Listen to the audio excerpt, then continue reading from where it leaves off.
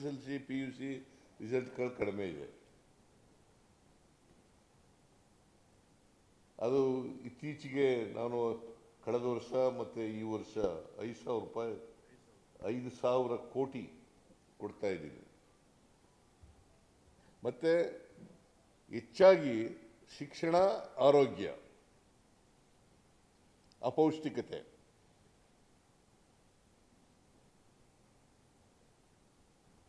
ಇದಕ್ಕೆ ಹೆಚ್ಚು ಒತ್ತು ಕೊಡಬೇಕು ಅಂತ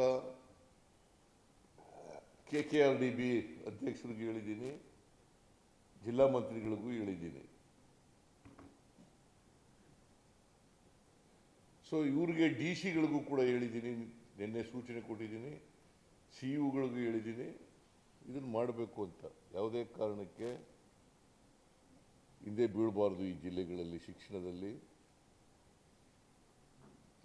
ಮತ್ತು ಆರೋಗ್ಯ ವಿಚಾರದಲ್ಲಿ. ಮತ್ತು ಎಲ್ಲ ಹುದ್ದೆಗಳು, ಖಾಲಿ ಇರತಕ್ಕಂಥ ಹುದ್ದೆಗಳನ್ನು ಭರ್ತಿ ಮಾಡ್ತೀವಿ ಅಂತ ಹೇಳಿದ್ದೀವಿ.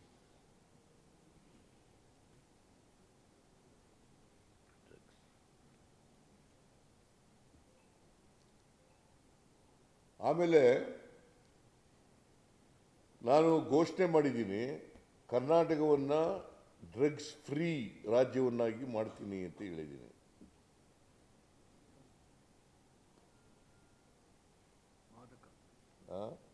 ಮಾದಕ ವಸ್ತುಗಳ ಮಾದಕ ದ್ರವ್ಯ ಮುಕ್ತ. ಅದಕ್ಕೇನಂತ ಹೇಳೋದು? NDPS, narcotic drugs psycho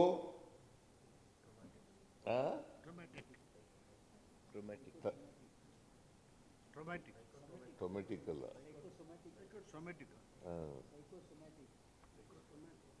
psychosomatic schemes ಅಂತ ಹೇಳ್ತಾರೆ. ಅದು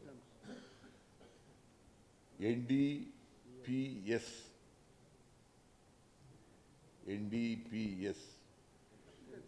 ಬೆಂಗಳೂರಿನಲ್ಲಿ, ಮಂಗಳೂರಿನಲ್ಲಿ narcotic drugs and psychotropic substances NDPS.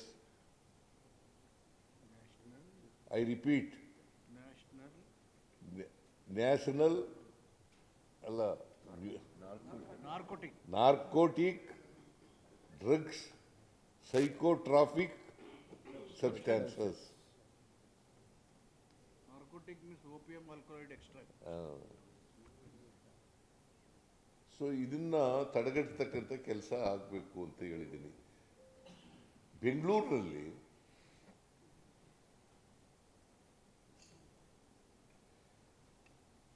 ನಾನು 23ಕ್ಕೆ ಹೋಲಿಕೆ ಮಾಡಿದ್ರೆ ಕಡಿಮೆ ಆಗಿದೆ. ಈಗ 6,767 23ರಲ್ಲಿ ವರದಿಯಾಗಿತ್ತು. 6,767. ಈಗ 4,000 ಚಿಲ್ಲರೆಗೆ ಬಂದಿದೆ. 24ಕ್ಕೆ 4,188 4,188ಕ್ಕೆ ಬಂದಿದೆ. ಆಮೇಲೆ ಹೇಳ್ತೀನಿ, ಉತ್ತರ ಪ್ರಶ್ನೆ ಕೇಳಪ್ಪ, ನೀನು ಮಧ್ಯದಲ್ಲೇ ಕೇಳ್ಬಿಟ್ರೆ.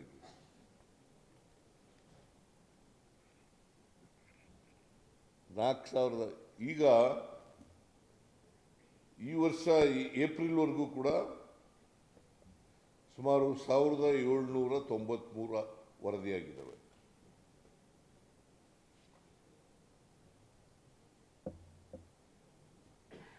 ಅದನ್ನು ಸಂಪೂರ್ಣವಾಗಿ ಮುಕ್ತಗೊಳಿಸ್ತಕ್ಕಂಥ ಕೆಲಸವನ್ನು ಮಾಡಬೇಕು. ಕರ್ನಾಟಕ ಡ್ರಗ್ಸ್ ಫ್ರೀ ಸ್ಟೇಟ್ ಆಗಬೇಕು. ನಾರ್ಕೋಟಿಕ್ ಡ್ರಗ್ಸ್ ಟ್ರಾಫಿಕಿಂಗ್ ಸಬ್ಸ್ಟೆನ್ಸಸ್ ಇದಾಗಬೇಕು ಅಂತೇಳಿ ಹೇಳಿದ್ದೀನಿ. ಸೈಕೋಟ್ರಾಫಿಕ್ ಸಬ್ಸ್ಟಾನ್ಸಸ್.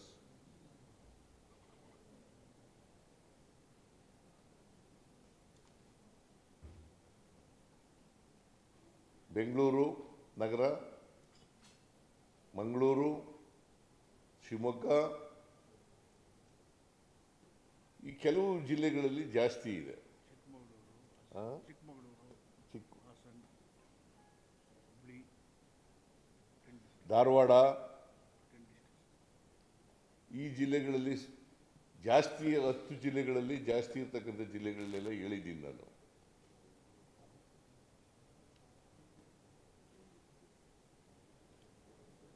ತಡೆಗಟ್ಟಿಸ್ಬೇಕು. ಅದಕ್ಕೆ ಅವರ ಅಭಿಪ್ರಾಯನೂ ಕೇಳಿದ್ದೀನಿ. ಎಲ್ಲ ಜಿಲ್ಲಾಧಿಕಾರಿಗಳು, CEO ಗಳು, ಪೊಲೀಸ್ DGP ಅವರ ಅಭಿಪ್ರಾಯಗಳನ್ನು ಕೂಡ ಕೇಳಿದ್ದೀನಿ. ಇಫ್ ನೆಸೆಸರಿ ನಾನು HK ಪಾಟೀಲ್ರಿಗೆ ಹೇಳಿದ್ದೀನಿ, ಕಾನೂನನ್ನು ತಿದ್ದುಪಡಿ ಮಾಡಾಗಿದ್ರೆ ದೇರ್ ಇಸ್ ಎನ್ ಆಕ್ಟ್, ಆ ಕಾನೂನಿಗೆ ತಿದ್ದುಪಡಿ ಮಾಡಾಗಿದ್ರೆ ಮಾಡಿ ಅಂತ ಹೇಳಿದ್ದೀನಿ. ಇನ್ನೂ ಬಿಗಿಯಾದಂಥ ಕ್ರಮ ತಗೊಳ್ಳಿಕ್ಕೆ ಕಾನೂನು ತಿದ್ದುಪಡಿ ಅಗತ್ಯ ಇದ್ದರೆ ಮಾಡಬೇಕು ಅಂತ ಹೇಳಿದ್ದೀನಿ. ಬಿಕಾಸ್ ಇದು ಹೆಚ್ಚಾಗಿ ಯುವ ಜನಾಂಗ,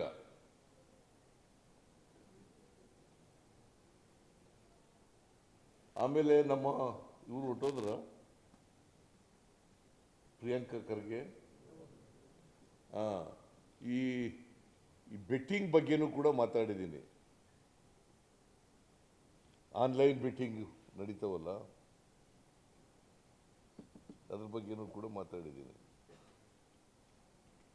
ಸೊ ಅದನ್ನು ಪ್ರಿಯಾಂಕ್ ಖರ್ಗೆಯವರು, HK ಪಾಟೀಲ್ರು ಮಾತಾಡ್ತಾ ಇದ್ದಾರೆ. ಅದ್ರ ಮೇಲೆ ಏನು ಕ್ರಮ ತಗೋಬೇಕು, ಕಾನೂನು ಮಾಡಬೇಕಾ, ಏನು ಮಾಡಬೇಕು ಅನ್ನೋದ್ರ ಬಗ್ಗೆ ಡಿಸ್ಕಸ್ ಮಾಡಿ will come to some conclusion. ಅದನ್ನು ಕೂಡ ಹೇಳಿದ್ದೀನಿ DC ಗಳಿಗೆ. ಇದನ್ನೆಲ್ಲ ನಾವು ಕಾನೂನು ಮಾಡಬೇಕಾ ಬೇಡವಾ ಅಂತಕ್ಕಂಥದ್ದನ್ನು ಯೋಚನೆ ಮಾಡಿ ಹೇಳ್ತೀವಿ ಅಂತ ಹೇಳಿದ್ದೀನಿ. ಆಮೇಲೆ ಈ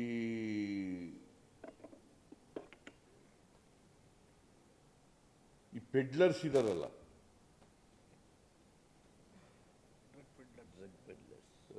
ಡ್ರಗ್ ಪೆಡ್ಲರ್ಸ್,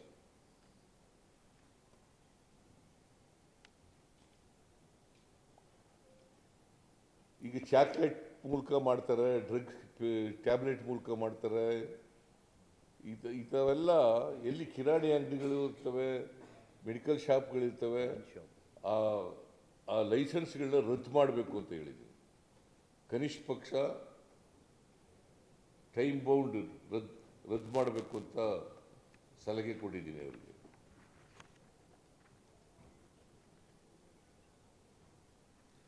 ಆಮೇಲೆ ಭೂಮಿ ಇತ್ತೀಚೆಗೆ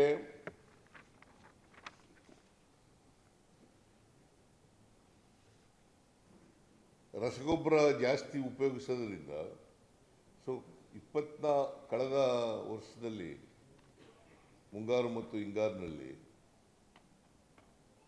48 ಲಕ್ಷಕ್ಕೂ ಹೆಚ್ಚು ಮೆಟ್ರಿಕ್ ಟನ್ ಗೊಬ್ಬರ ರಾಸಾಯನಿಕ ವಸ್ತುಗಳನ್ನು ಉಪಯೋಗಿಸ್ಬಿಟ್ಟಿದ್ದಾರೆ, ರಾಸಾಯನಿಕ ಗೊಬ್ಬರಗಳನ್ನು. ಸೊ ಅದರಿಂದ ಏನಾಗ್ತದೆ, ಭೂಮಿ ಮರುಭೂಮಿ ಆಗಲಿಕ್ಕೆ ಪ್ರಾರಂಭ ಆಗಿದೆ. ಚೌಡು ಭೂಮಿ ಅಂದರೆ ವ್ಯವಸಾಯಕ್ಕೆ ಯೋಗ್ಯ ಅಲ್ಲದೆ ಇರತಕ್ಕಂಥ ಭೂಮಿ ಆಗೋದು. ನಾನು ಎಲ್ಲ ಜಿಲ್ಲಾಧಿಕಾರಿಗಳಿಗೆ ಮತ್ತು ಅವ್ರ ಕೆಳಗಡೆ ಕೆಲಸ ಮಾಡ್ತಕ್ಕಂಥ ಜಿಲ್ಲೆ ಕೃಷಿ ಅಧಿಕಾರಿಗಳು, ಬೇರೆ ಬೇರೆ ಅಧಿಕಾರಿಗಳು, ಅವ್ರಿಗೆಲ್ರಿಗೂ ಕೂಡ ಇದು ಇನ್ಸ್ಟ್ರಕ್ಷನ್ಸ್ ಕೊಡಬೇಕು ಮತ್ತು ಜನರಲ್ಲಿ ಜಾಗೃತಿ ಮೂಡಿಸ್ತಕ್ಕಂಥ ಕೆಲಸ ಮಾಡಬೇಕು ಅಂತ ಹೇಳಿದ್ದೀನಿ.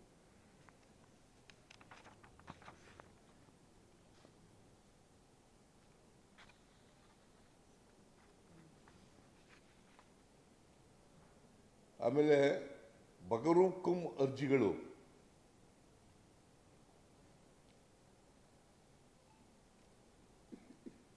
ಅದನ್ನು ಕೂಡಲೇ ಇತ್ಯರ್ಥ ಮಾಡಬೇಕು ಅಂತ ಹೇಳಿದ್ದೀನಿ.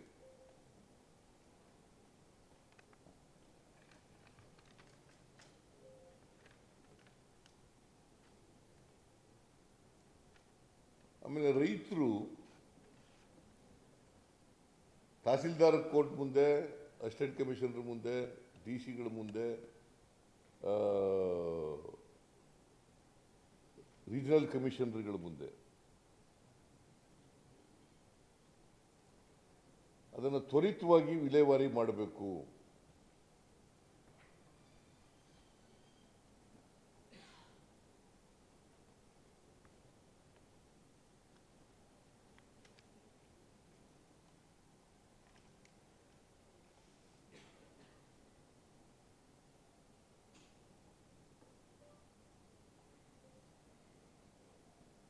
ಆಮೇಲೆ ಬ್ಲೈಂಡ್ ಆಗಿ ಈ ಫಾರೆಸ್ಟ್ ಆಗ್ತಿದೆ.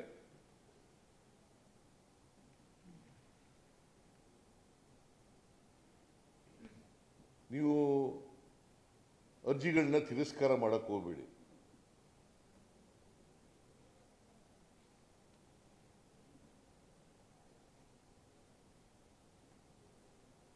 ಪ್ರಾಕ್ಟಿಕಲ್ ಆಗಿ ಅವರು ಸ್ವಾಧೀನದಲ್ಲಿದ್ದರೆ ಭಾಳ ವರ್ಷಗಳಿಂದ ಪರಂಪರಾಗತವಾಗಿ ಬಂದಿದ್ದರೆ ಅಂಥ ಅರ್ಜಿಗಳನ್ನು ಮಾಡಕೂಡದು. ಅದನ್ನು ಸ್ಥಳ ಪರೀಕ್ಷೆ ಮಾಡಿ ಮಾಜರ್ ಮಾಡಿ ಅವ್ರಿಗೆ ಕೊಡಬೇಕು ಅಂತಕ್ಕಂಥದ್ದನ್ನು ಕೂಡ ಹೇಳಿದ್ದೀನಿ.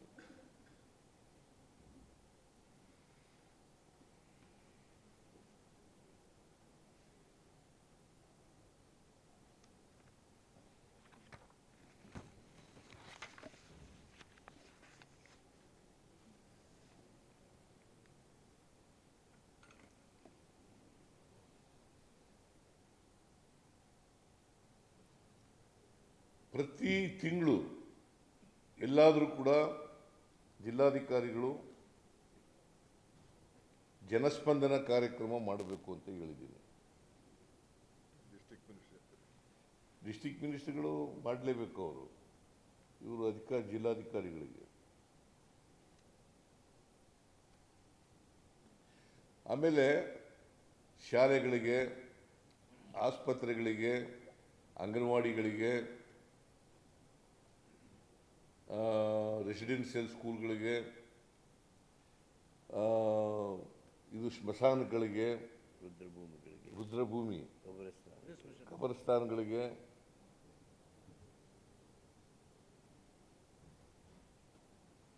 ಸರ್ಕಾರಿ ಜಮೀನನ್ನು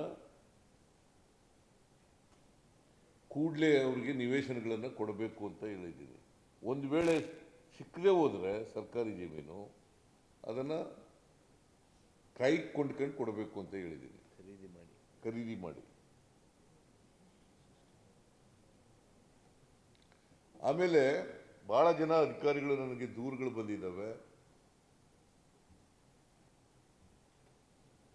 ತಾಲೂಕು ಮಟ್ಟದ ಅಧಿಕಾರಿಗಳು ತಾಲೂಕು ಕೇಂದ್ರದಲ್ಲಿ ಇರಲ್ಲ, ಜಿಲ್ಲಾ ಮಟ್ಟದ ಅಧಿಕಾರಿಗಳು ಜಿಲ್ಲಾ ಮಟ್ಟದಲ್ಲಿ ಇರಲ್ಲ. ಕಡ್ಡಾಯವಾಗಿ ಅವರು ಇರಲೇಬೇಕು ಅಂತ ಹೇಳಿದ್ದೀನಿ. ತಾಲೂಕು ಮಟ್ಟದ ಅಧಿಕಾರಿಗಳು ತಾಲೂಕು ಮಟ್ಟದಲ್ಲಿ ಇರಬೇಕು, ಜಿಲ್ಲಾ ಮಟ್ಟದ ಅಧಿಕಾರಿಗಳು ಜಿಲ್ಲಾ ಮಟ್ಟದಲ್ಲಿ ಇರಬೇಕು.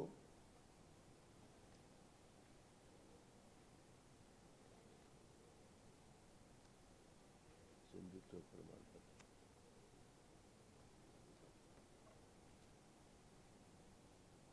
ಅದನ್ನು ಕಡ್ಡಾಯಗೊಳಿಸಬೇಕು ಅಂತ ಹೇಳಿದ್ದೀನಿ. ಆಮೇಲೆ ಭಾಳ ಜನಕ್ಕೆ SC ST ಹಿಂದುಳಿದವರು ಅವರಿಗೆ ಸಿಂಧುತ್ವ ಪ್ರಮಾಣ ಪತ್ರ ಕೊಡಬೇಕು, ಜಾತಿ ಪ್ರಮಾಣ ಪತ್ರ ಕೊಡಬೇಕು. DCRK ಅಧ್ಯಕ್ಷರು ಇರ್ತಾರೆ. ಅದು ವಿಳಂಬ ಆಗ್ತದೆ. ಏನಂತೆ ನಾವು ಜಿಲ್ಲಾಧಿಕಾರಿಗಳಿಗೆ ಏನಂತ ಹೇಳಿದ್ದೀವಿ ಅಂದರೆ 1 ತಿಂಗಳೊಳಗಡೆ ಕೊಡಬೇಕು ಅಂತ ಹೇಳಿದ್ದೀವಿ. ಅದು 1 ತಿಂಗಳಲ್ಲ, 2 ತಿಂಗಳು, 3 ತಿಂಗಳು, 6 ತಿಂಗಳು, 1 ವರ್ಷ ಎಲ್ಲ ಆಗ್ಬಿಡ್ತದೆ. ಪಾಪ ಅಪಾಯಿಂಟ್ಮೆಂಟ್ ಆಗಿರ್ತದೆ, ಜಾತಿ ಪತ್ರ ಸಿಗೋದಿಲ್ಲ, ಸಿಂಧುತ್ವ ಪತ್ರ ಸಿಗೋದಿಲ್ಲ. ಸಿಂಧುತ್ವ ಪತ್ರ ಇಲ್ಲದ್ರೆ ಅವ್ರಿಗೆ ಅಪಾಯಿಂಟ್ಮೆಂಟ್ ಆರ್ಡರ್ ಕೊಡಲ್ಲ. ಸೊ ಅದಕ್ಕೋಸ್ಕರ ಕೂಡಲೇ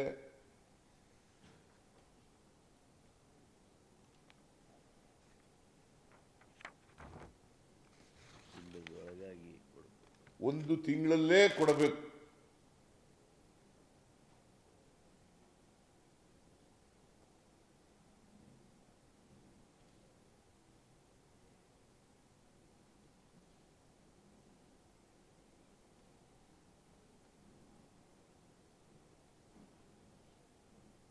ಆಮೇಲೆ ಎಲ್ಲೆಲ್ಲಿ ತಾಲೂಕುಗಳು ಯಾವ್ಯಾವ ತಾಲೂಕಿನಲ್ಲಿ CSR ಫಂಡನ್ನು ಬಳಸ್ಕೋಬೇಕು ಅಂತ ಹೇಳಿದ್ವಿ. CSR ಫಂಡನ್ನು ಬಳಸ್ಕೊಂಡು ಅದು ಅಭಿವೃದ್ಧಿ ಪಡಿಸ್ತಕ್ಕಂಥ ಕೆಲಸವನ್ನು ಮಾಡಬೇಕು. ಶಾಲಾ ಕೋಣೆಗಳು ಶಾಲಾ ಕೋಣೆಗಳಿಗೆ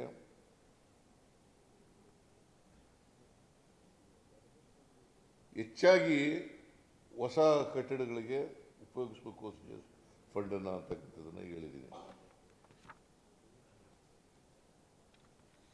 ನೀನು ಹೇಳೋದು ಮೈಕ್ರೋ ಫೈನಾನ್ಸ್ ಮೈಕ್ರೋ ಫೈನಾನ್ಸ್ ಆಮೇಲೆ ಈಗ ಮೈಕ್ರೋ ಫೈನಾನ್ಸ್ ಬಗ್ಗೆ ಒಂದು ಕಾನೂನು ಮಾಡಿದ್ದೀವಿ.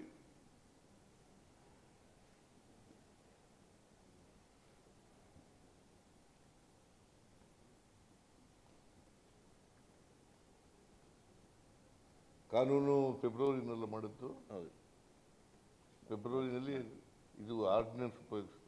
ಆರ್ಡಿನೆನ್ಸ್ ಆರ್ಡಿನೆನ್ಸ್ ಇಶ್ಯೂ ಮಾಡಿದ್ದು, ಆಮೇಲೆ ಆಕ್ಟ್ ಮಾಡಿದವು. ಅದಕ್ಕೆ ಗವರ್ನರ್ ಇದು ಕೂಡ ಸಿಕ್ಕಿದೆ, ಅಸೆಂಟ್ ಕೂಡ ಸಿಕ್ಕಿದೆ. DC ಗಳಿಗೆ SP ಗಳಿಗೆ ಅಲ್ಲ DGP ಇದ್ದಾರೆ, DGP ಅವರಿದ್ದರು. ಆಮೇಲೆ ಇವಕ್ಕೆಲ್ಲ ಯಾರು ಕೂಡ ಮೈಕ್ರೋ ಫೈನಾನ್ಸ್ ಕೆಳಗಡೆ ಅನಗತ್ಯವಾಗಿ ಅವರಿಗೆ ಕಿರುಕುಳ ಕೊಡ್ತಕ್ಕಂಥ ಸಣ್ಣ ಹಾಗೂ ಕಿರು ಸಾಲ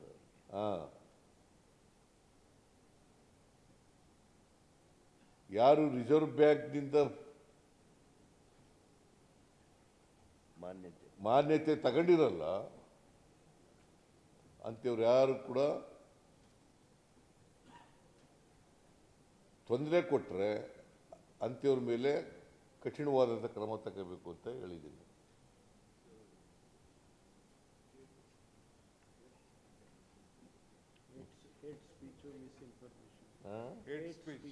ಆಮೇಲೆ ಏಟ್ ಸ್ಪೀಚ್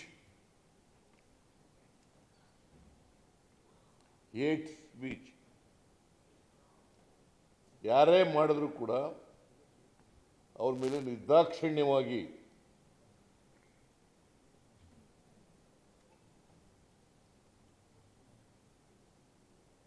ಕಾನೂನು ರೀತಿಯ ಕ್ರಮ ತಗೋಬೇಕು ಅಂತ ಹೇಳಿದ್ದೀನಿ.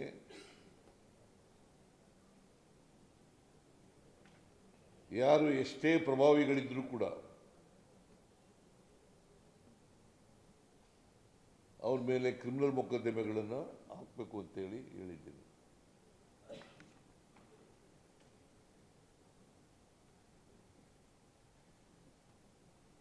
ಇನ್ನೂ ಅನೇಕ ವಿಚಾರಗಳನ್ನು ಚರ್ಚೆ ಮಾಡಿದ್ದೀನಿ ನಾನು.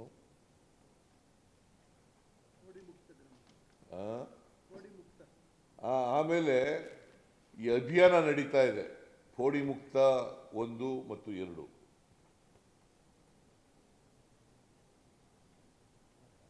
ಪೋಡಿ ಮುಕ್ತ ಗ್ರಾಮಗಳನ್ನಾಗಿ ಮಾಡಬೇಕು.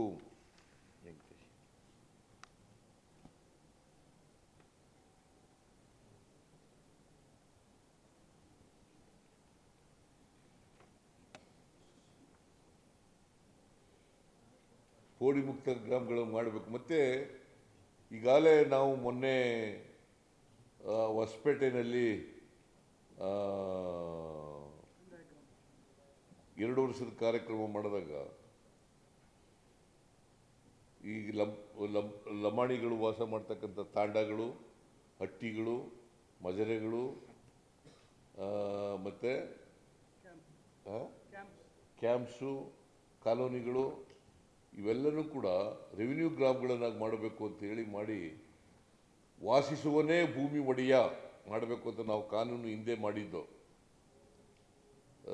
ಕಾಗೋಡು ತಿಮ್ಮಪ್ಪನವರು ರೆವಿನ್ಯೂ ಮಂತ್ರಿಯಾಗಿದ್ದಾಗ ಕಾನೂನು ಮಾಡೋದು ನಾವು ಅದನ್ನು. ಸೊ ಅವ್ರಿಗೆ ಅನೇಕ ಸವಲತ್ತುಗಳು ಸಿಗ್ತಿಲ್ಲ ರೆವಿನ್ಯೂ ಗ್ರಾಮಗಳಾಗ್ದೇನೆ. ಸೊ ಅದಕ್ಕೆ ರೆವಿನ್ಯೂ ಗ್ರಾಮಗಳಾಗಿ ಮಾಡಬೇಕು. ಇನ್ನು 6 ತಿಂಗಳಲ್ಲಿ ಉಳಿದಿರ್ತಕ್ಕಂಥ ಎಲ್ಲ 1,11,111 ಕೊಟ್ಟಿದ್ದೀವಿ. ಮೊನ್ನೆ 1,11,111 ಹಕ್ಕುಪತ್ರಗಳನ್ನು ಕೊಟ್ಟಿದ್ದೀವಿ. ಇನ್ನು ಉಳಿದಿರ್ತಕ್ಕಂಥ ಎಲ್ಲ ಅಪ್ಲಿಕೇಶನ್ಗಳನ್ನು ಕೂಡ, ಇನ್ನು ಉಳಿದಿರ್ತಕ್ಕಂಥ ಎಲ್ಲ ಗ್ರಾಮಗಳನ್ನು ಕೂಡ